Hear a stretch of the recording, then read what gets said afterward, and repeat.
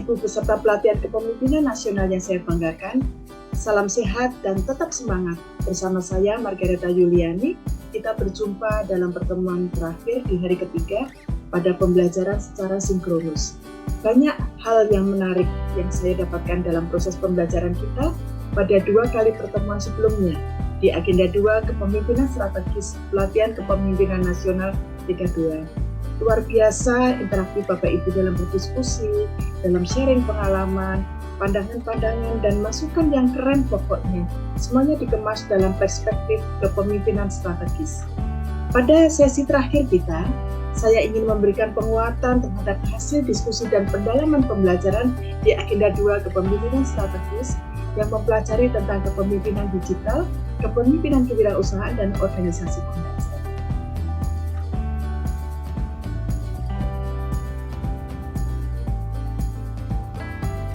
Kemampuan seorang pemimpin untuk menguasai dan memahami dunia digital yang terus berkembang mutlak diperlukan agar kinerja dan prospek organisasi serta beradaptasi terhadap perubahan yang sangat cepat ini dapat tumbuh lebih cepat dan besar melalui digital leadership. Pemimpin digital menggunakan teknologi baru untuk meningkatkan pekerjaan mereka, untuk menemukan inovasi baru, model baru, untuk berkomunikasi dengan pegawainya di mana interaksi tatap muka secara konvensional telah banyak digantikan dengan media elektronik.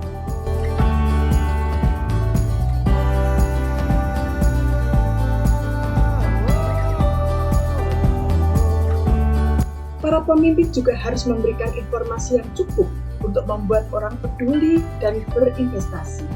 Tuntutan pelayanan publik yang cepat, transparan, dan akuntabel menjadikan organisasi terus berupaya meningkatkan kualitas pelayanannya.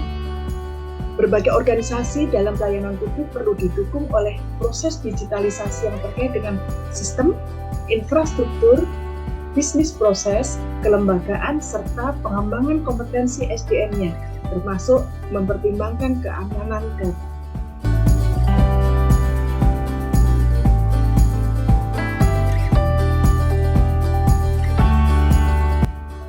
Bapak Ibu sekalian, kita dengarkan cuplikan video berikut ini. Halo, Assalamualaikum. Apa kabar teman-teman semuanya? Semoga tetap sehat dan selalu semangat. Teman-teman, banyak yang bertanya pada saya tentang identitas digital. Masyarakatnya harus bisa menggunakan teknologi. Untuk itu, maka Dukcapil tetap memberikan pelayanan pembuatan identitas digital ini secara bertahap. Yang belum punya handphone, belum ada jaringan, tetap kita layani dengan bentuk fisik dan pelayanan manual seperti sekarang ini. Oleh karena itu, penerapan identitas digital ini dilakukan secara bertahap. Dukcapil tetap menerapkan prinsip double track system services, pemberian layanan dengan 2 jalur, layanan digital dan layanan secara fisik manual. Teman, seperti itu penjelasan identitas digital. Semoga bermanfaat. Terima kasih. Kepemimpinan digital merupakan jawaban atas tantangan yang dihadapi di era revolusi industri dalam bertransformasi digital, di mana seorang pemimpin harus terus berinovasi, berani mengambil risiko atas perubahan lingkungan yang begitu cepat, agar dapat unggul dan berhasil membawa organisasinya mencapai visi.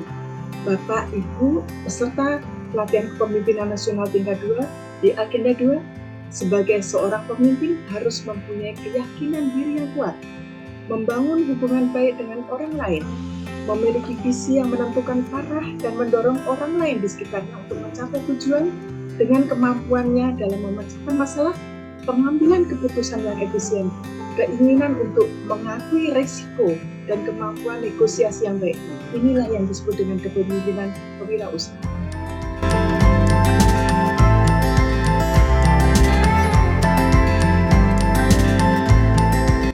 Hidup ini harus punya slogan, ya.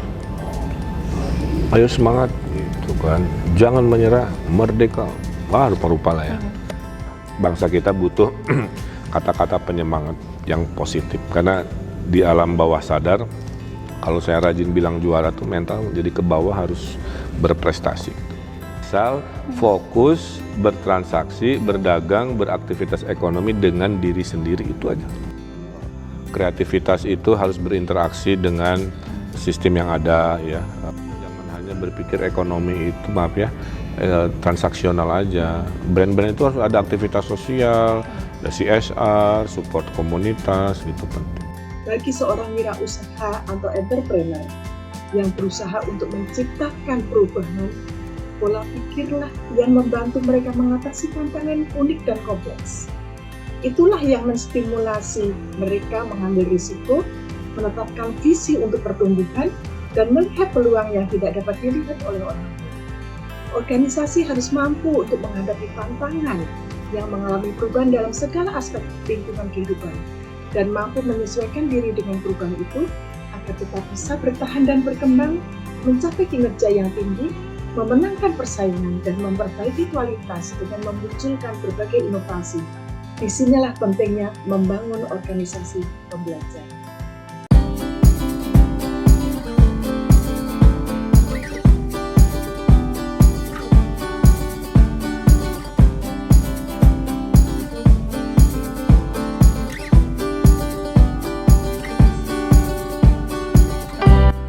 Bapak Ibu, organisasi pada dasarnya terdiri atas unit yang harus bekerja sama untuk menghasilkan kinerja yang optimal.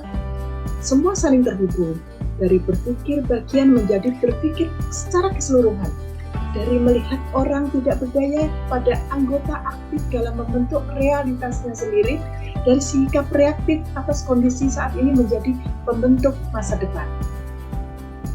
Organisasi memerlukan orang-orang yang memiliki kompetensi tinggi agar cepat beradaptasi dengan tuntutan perubahan dan kemampuan bekerja lebih cepat. Organisasi terdiri dari berbagai orang yang berbeda latar belakang, baik pendidikan, pengalaman, budaya, sehingga diperlukan pemahaman visi yang sama, kemampuan dan motivasi untuk belajar secara adaptif, generatif, dan berkesinambungan.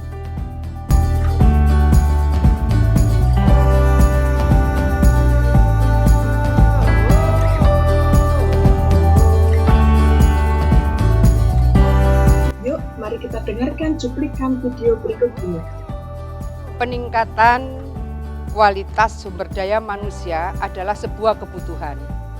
Di satu sisi kita seringkali menemukan tantangan-tantangan apakah bersifat internal ataukah bersifat eksternal. Kreativitas, inovasi, dan selalu beradaptasi dengan dinamika-dinamika yang berkembang baik internal maupun eksternal ASN.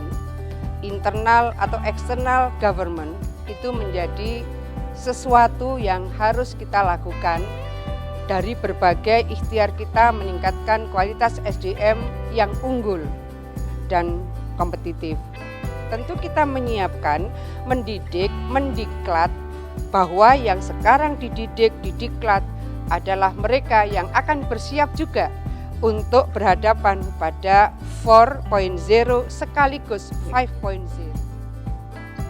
Beberapa tindakan praktis yang dapat dilakukan oleh pimpinan strategis dalam membangun organisasi pembelajar adalah menjadi role model dalam proses pembelajaran, mempunyai komitmen yang tinggi dalam pembelajaran dalam organisasi, mensponsori kegiatan pembelajaran korporasi, mendanai kebutuhan pembelajaran pegawainya, termasuk memberikan penghargaan terhadap keberhasilan pembelajaran di semua tingkatan sebagai bentuk pemberian motivasi. Selamat kepada Bapak Ibu peserta dan teruslah memberikan yang terbaik bagi bangsa ini. Terima kasih dan apresiasi atas kerjasama dan interaksi yang keren. Sukses selalu. Salam sehat.